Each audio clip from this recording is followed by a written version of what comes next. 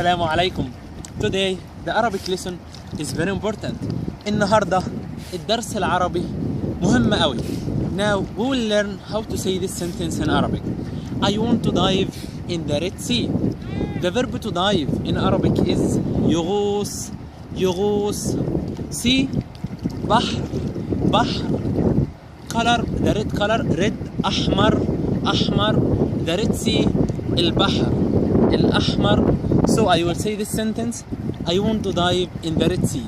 From I until we. From أنا until إحنا. So أنا عايز أغوص في البحر الأحمر.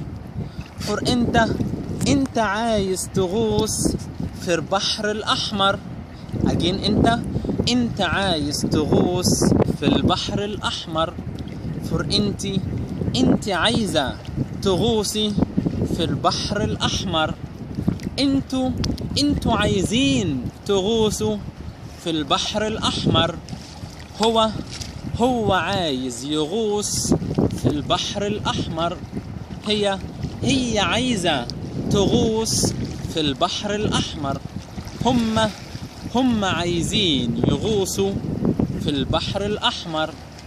عند احنا عايزين نغوص في البحر الأحمر. I really hope you enjoy this Arabic lesson. علي جمال، هرجادة، Egypt. مع السلامة.